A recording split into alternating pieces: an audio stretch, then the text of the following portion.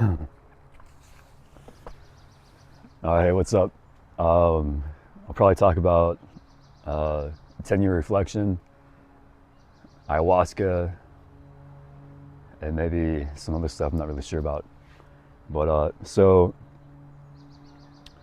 about about 10 years ago, I posted on Reddit, NoFap, about what my life is going on at that time, about a breakup and how like a big issue I had with some pornography, and I had like a brief like history about my uh, unconventional childhood and then in the Marine Corps, and how trauma got stacked on trauma and head injury combined with that, like TBIs. I was very like risky for one. So like my ability to gamble with like actual gambling or just doing risky stuff was increased after that time. And I also, to distract myself from all the self-hatred or guilt or shame, all the trauma I had that I never dealt with, I sought escape through video games, drinking, drugs, and women. So objectifying women pretty bad at that time. So that was probably 2015. I just ended a relationship with a girl who, at that time, I lived in Long Beach, California, and this was like right when online dating became like a thing, like Tinder and stuff like that. So I was dating like 4 girls at a time, and then one girl wanted a serious relationship, and so I said okay, and I stopped dating the other 3 girls, but I couldn't really stop. So I kept on meeting new girls and sleeping with them while we were dating, and eventually I had this overwhelming like feeling that I was doing something wrong, right? So I realized I had things wrong with my life, myself, that I need to fix. So I broke up with this girl, and I secretly thought I would fix my shit and we'd get back together. I didn't tell her that though. I really hurt her like a lot, and then I struggled a long time after that until whatever process I went through, God gave me like understanding or healing, and so I wasn't relying on outside stuff anymore, but more internal things for my value, right? So in that post, I mentioned that I was probably like day 42 of NoFap on that post, and I had some reflection at the time and realized what my issues were. Because when you stop masturbating and start retaining for the most part, you're kind of forced to deal with your emotional things that come to the front of your attention. It's like when you take ayahuasca, and I'll talk about that in a second.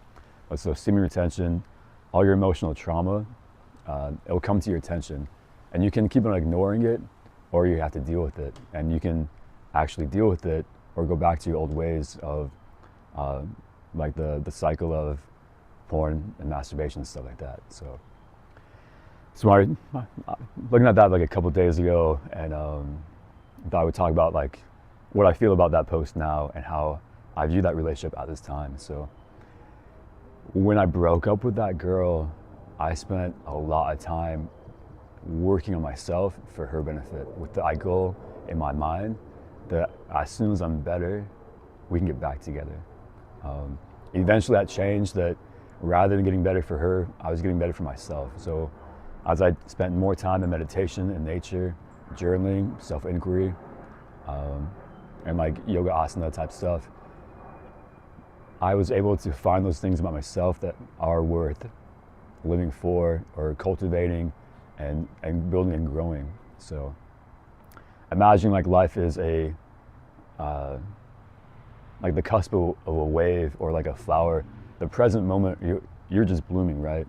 And so you can choose to bloom and grow and flower fruits and stuff like that, or if you choose not to, you can never grow to fruition or bloom flowers or fruits. So the things that are good for you, and the word is in Sanskrit is abhyasa, so consistent practice, and practice we'll call sadhana, spiritual practice. So spiritual practice, spirit will talk about, or my understanding or my definition for myself would be not mental or physical, but things beyond that, the spirit. And for a long time, my life was just mental and physical. So the concept of spirit was not existent for me. And so how I was at that time, I would look at people who are kind of how I am now and just think they're fucking dumb, right? There's very hedonistic life. There's no reason to, I don't know, just no reason to pray, no reason to believe in anything beyond what you can physically see or feel, right? But that changed a few times in my life. So spiritual practice, sadhana, and then consistent practice, abhyasa. And so it could be meditation, semen retention, being in nature, journaling, asana, devotional practice, intellectual learning, jhana, anything you do for yourself that nurtures and feeds your spirit. So that's like a personal thing as well, and that's up to your own proclivities or your own dharma. So how you are, the nature of you as a person, and whether or not you want to believe in reincarnation or past life stuff, the things you need and your potential for stuff and how you're drawn to things in this life, we'll call your dharma, your base trajectory, and how the environment points you in one direction as well. So that's up to individuals to figure out for themselves. Let's see. So tapping into ayahuasca, or I see life as like a video game. If it helps me a lot that way. So you have like your character choice, right? And you go like a Sims maybe character, and you go do stuff throughout your day, and your spiritual energy is your sexual energy. So semen retention builds that up, and so as you build up your semen retention, you I stopped playing games for like a long time ago, but like in an RPG, you can choose your stats where they go to, right? And I think that's like a real thing. So, so spiritual energy, you conserve it. You can physically become stronger. You can pretty much shape how you want to look if you spend time and deliberately point yourself in that direction, right? So it's your diet, your health, your sleep, your fitness. I honestly, I'm a small dude. A lot of times I didn't have food, and I also have the idea that there's a concept of greed over need. So if be a bigger guy, you take a lot of food, and you don't really need that. And maintaining that level of health as you're older is more difficult. So for myself, being like a skinny dude has worked out fine, or I'm pretty content with how I am. So another thing for people to decide for themselves is what they want to look like, right? And some things you can't fix, right? Some things you can. And the things you can't fix, you have to learn to accept and love. So I actually had a rhinoplasty in like 2011. And like growing up, I fought a bunch in the Marine Corps. I fought a bunch. And my nose was very slanted. And so my septum was deviated and coagulated. And I told myself to fix my nose for health-wise. It was also superficial, right?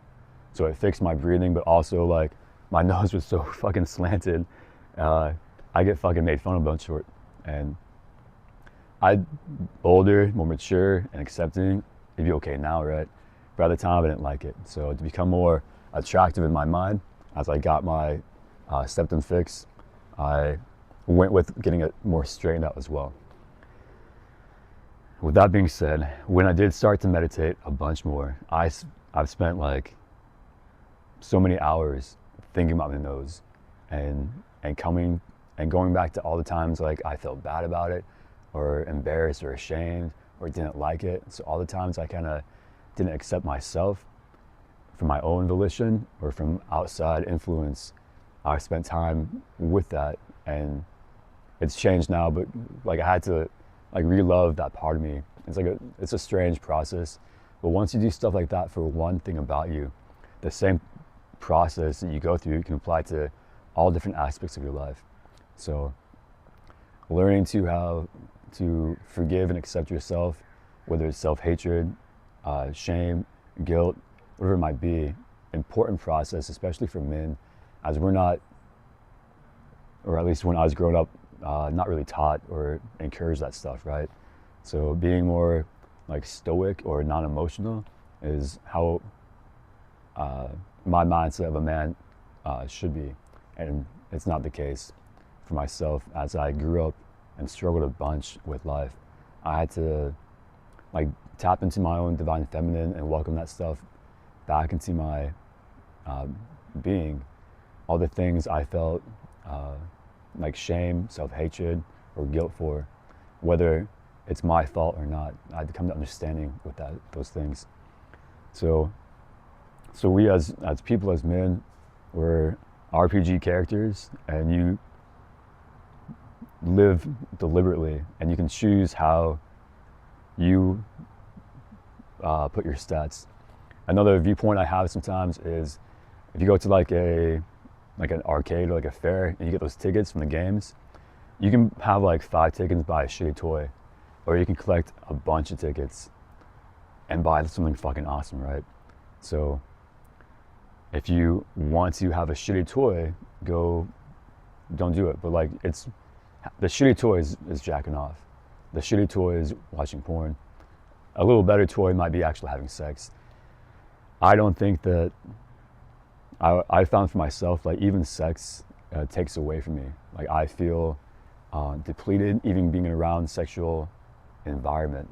Even being like next to someone, there's like a feeling I get, and it's like a drunkenness, right? So whether that arousal I feel starts to circulate like chemicals in my body and make me feel like kind of woozy and stuff like that, I know though that when I start feeling that way, it does feel good, and so I'm more prone to making bad decisions. So I do the best I can when I feel up and up to go through all the potentials in my life and decide when I'm at my best right now if it's a yes or no, right? So for the most part, like not drink alcohol.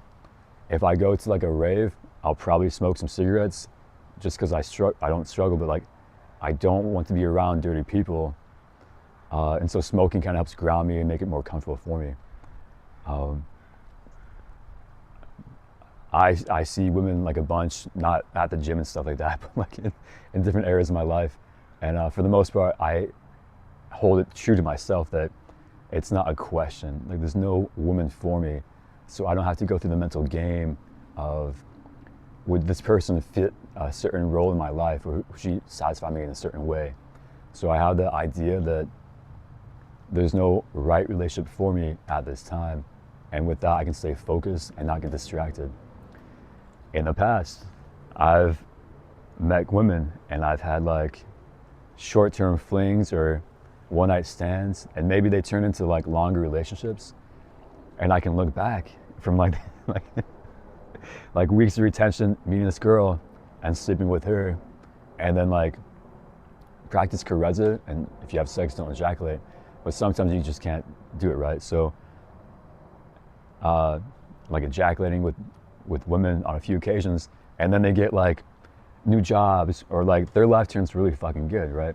So all that good luck that you harvest and cultivate for yourself, you're just giving it away.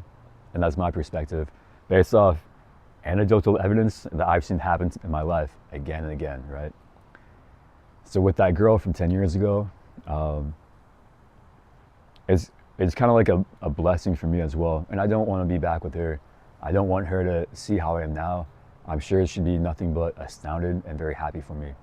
I'm sure she's got a great life, whatever she's doing. I have a responsibility to myself and the people I meet. It's not fair to fuck around with women. As we've experienced that we practice a certain way of life that makes us kind of more rare or unique, and it might draw the attention of women. So it might lead women to be more open to hanging out with us or having relationships with us because of some factor they can't really pinpoint, but it's probably semen retention. And as we build our spiritual body, or whatever you want to call it, right? So using your benefits to just to sleep with women, it kind of fucks them up as well. And so like when you, I mean, it hurts to hurt people, and that's a lesson that it took a long time for me to really realize, that when I hurt someone else, it really hurts me as well. So as you build compassion and empathy, that might be something that you run into. So before you get into a relationship, being certain that it's a good idea. And really, I mean, I get caught up occasionally, just because like sometimes it just happens, right? And sometimes you want to fuck with your energy. And it's kind of like playing with fire. You just want to be in that environment and feel the rush of chemicals and stuff like that. So, but again, I try to keep in mind, like, I have responsibility to myself, another person, that it's not just like my own heart at risk here, but someone else as well. And some women are like that. Some women just feel what you got going on and they want some of that to improve their life, or just because they want it, right?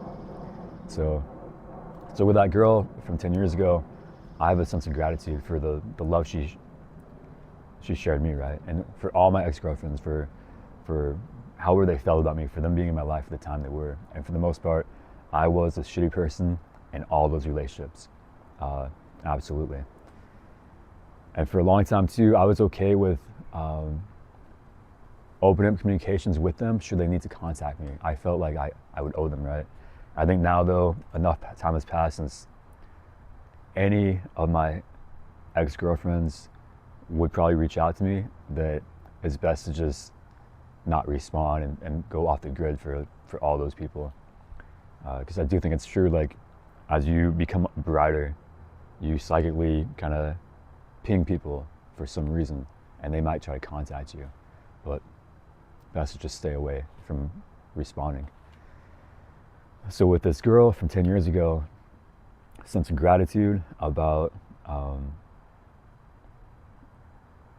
it's kind of like I don't have a desire for any other relationship, and not even her. And I'm not a young dude. I'm 40, so it's having kids and like a family has never been my thing. Having a wife, open to for a long time, but I don't have any desire, like true desire for any woman. I might get caught up sexually through like the like physical appearance sometimes, and more often than not though, like actually talking to someone like will make it go away. Talking to like women, just because there's no commonality there, or not like enough, or not enough to throw away the good stuff I have going on right now. So talking about I would say my current streak, I'm about 125 days of nothing. I've probably been practicing semen retention off and on for like 20-ish years, sometimes unknowingly. And I'll talk about that later, how I went long times without sex when I was younger in the Marine Corps, out of just my necessity about being deployed and stuff like that. So anyway, like even having sex in the past, and so it's again playing with fire, practicing charisma, where you get to the edge and stop, just to feel that energy. And it's just a lie, I feel like, that I would tell myself about a way to circulate my energy or whatever it might have been, but now I just want to have sex. And that's the honest answer. So even practicing charisma and going to the edge and like a couple drops would come out, I would count that as my last reset, right? So I do feel on the up and up now. I don't have like a plan, or maybe I do have a goal, I don't know. I was really like one day at a time. Like if you do recovery type stuff, you understand that mentality of one day at a time. So, and I'll talk about recovery maybe in a different video. So let's see. Now we're talking about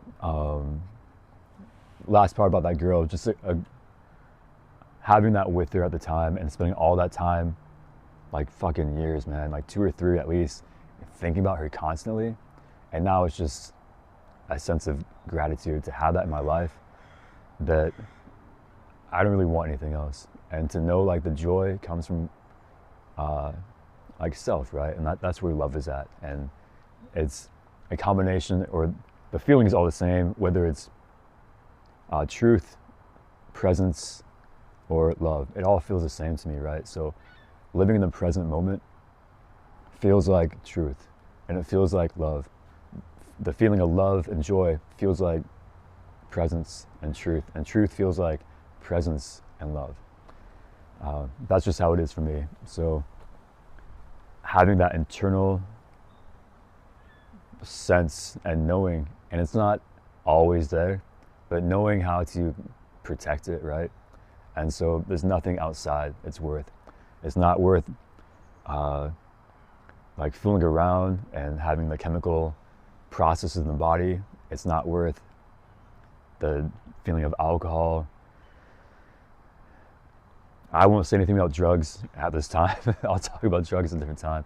I do think drugs, or any type of psychoactive substances, so mushrooms, marijuana, ayahuasca, LSD, all that stuff should be taken not recreationally.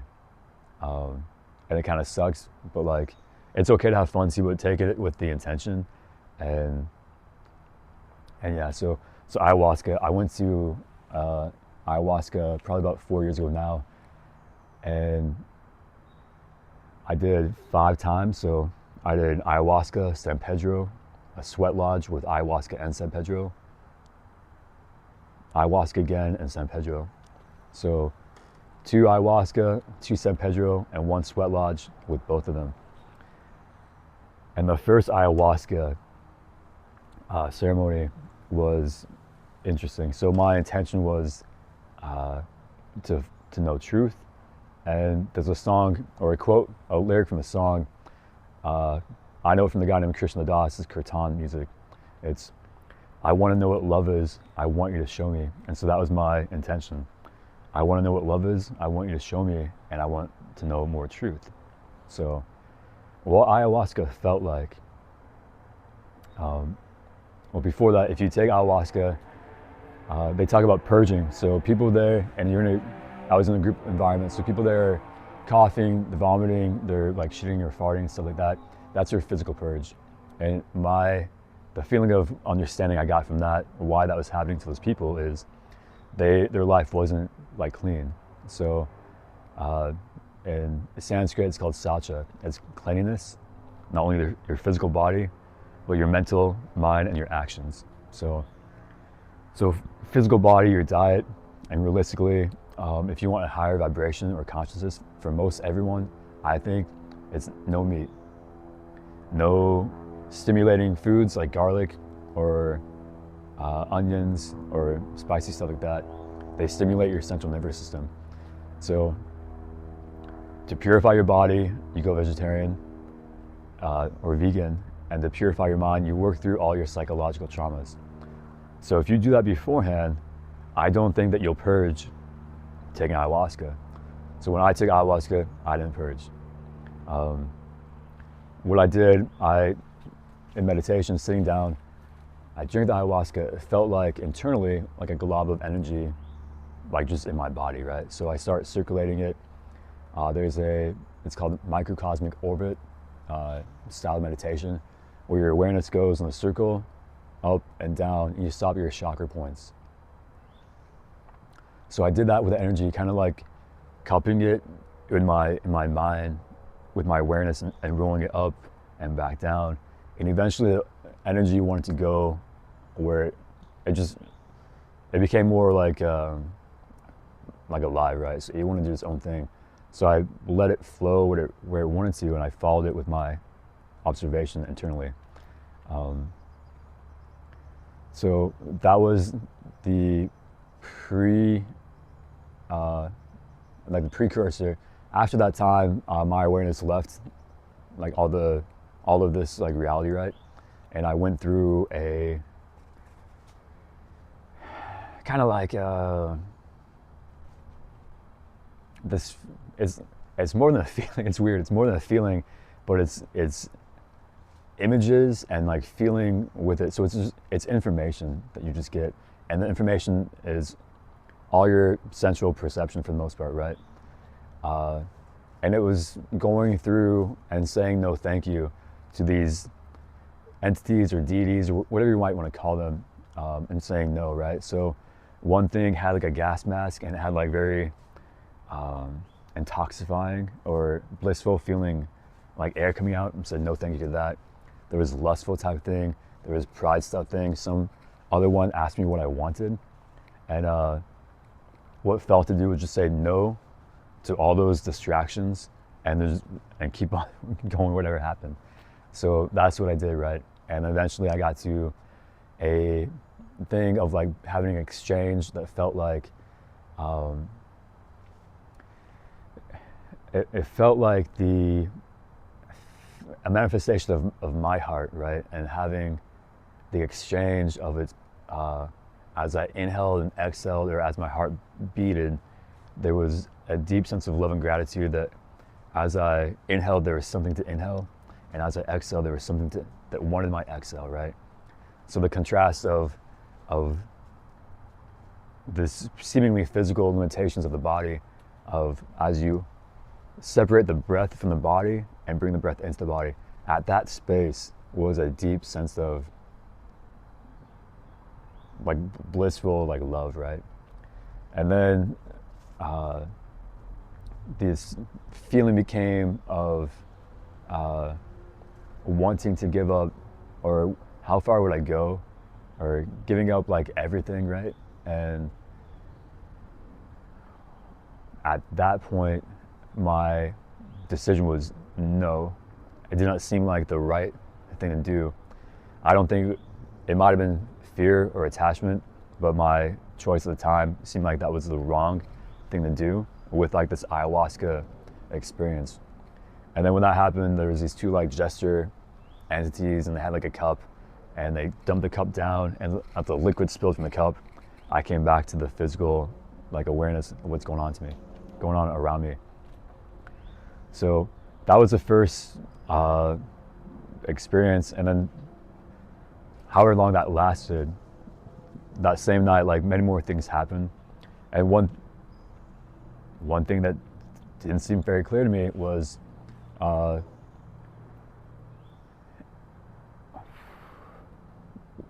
this, and again, it comes like information. It's like this knowing or knowledge that we're like cattle, right? So we're farm cattle, and our, whether emotional energy or our sexual energy, we're being fattened up and we're being like milked, right? Like for men, literally like milked, okay? And then some more stuff came out with that as well. So that was the first night, and then I'll talk about other stuff maybe later on. So going back into the idea I said about how you have your raffle tickets and you want to buy something. So I got this feeling after the first night of ayahuasca, I really missed the sun. I missed that's it, man. I missed like the light of the sun or something like that. And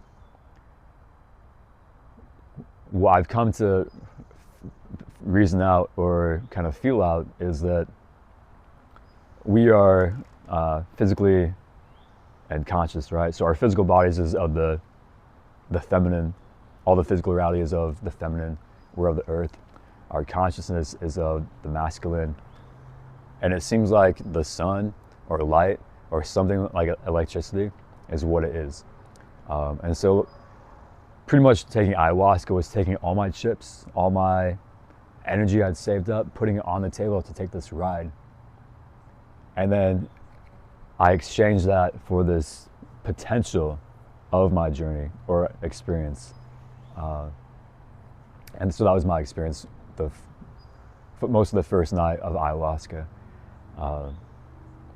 So I do think that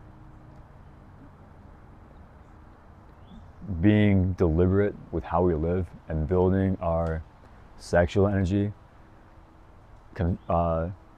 refining it or transmuting it into sexual or into spiritual energy, ohas, if you want to call it that, and then taking that process, however you're led to become more aware of reality, and for everyone to find their own truth, right? And stop of what it is, like your own. So, and it's your truth about everything. Truth about your fears, about love, about what you think about what life is, your values, what's really important to you. If it's money and things, it's money and things. If it's women, it's women. That stuff might change over time. It definitely changed for me. But yeah. So my day-to-day at the time is interesting. Like we all know like the benefits of feelings you have, and it happens like you maintain eye contact better with people, or you get the same strange feeling about some people, right? And you know there's potential there. Like you could probably have some type of relationship with most anyone you meet if you want to, just because you have that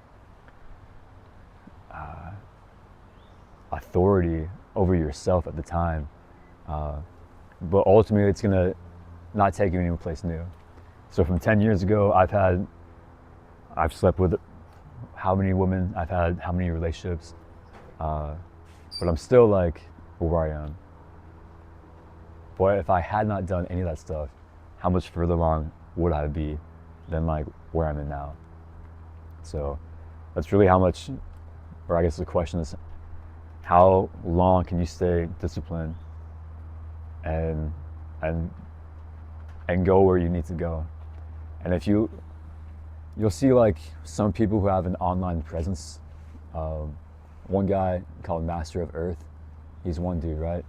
And he had great content. He had content about initially about living a certain way and like absorbing energy from the sun gazing, talk about your chakras. So he talked about like yogic spiritual stuff, and you can kind of see a change in him. His content changed more about the nature of reality and how we're being manipulated, right? And then he's gone. So I don't know exactly, but my guess is for that dude, like he had to leave he had to stop doing online stuff, because ultimately we're here alone, right? And I don't know, I forget the Tibetan or the Buddhist word or the Sanskrit word, but dispassion, right? So another experience I had at this ayahuasca retreat was dispassion. So as much as all this fucking stuff pulls at your heart, right? This is still an illusion, right? So if we are this essence or this God spark or these divine energies walking around with the facade of these physical bodies, then the physical body doesn't matter that much. So imagine getting so attached to your Sims character that in your Sims world, your neighbor's house catching on fire really makes you feel bad. So having that level of detachment, and life is still life, right? And so a bunch of stuff is sad to see, and you do the best you can when you can, but to feel emotionally pulled one way or the other, whether it's good or bad, is not beneficial for me. So dispassion is a good thing to practice. So we're all here like collectively but independently doing our own thing, and we have to make our own decisions. We can't force anyone to change, and that's like the nature of it, I suppose. So I don't know. All right, I think that's probably going to be the end of what I say at this time. But yeah, so I mean, I'm 40. I've been practicing off and on steam retention knowingly at least for 10 years. I'm not really sure. And then probably unknowingly for 10 years before that. And I do think the number one thing that men can do for themselves is that, because as we become better men for ourselves, we can become better for the people around us, and we help them become better who they are. So, all right, peace.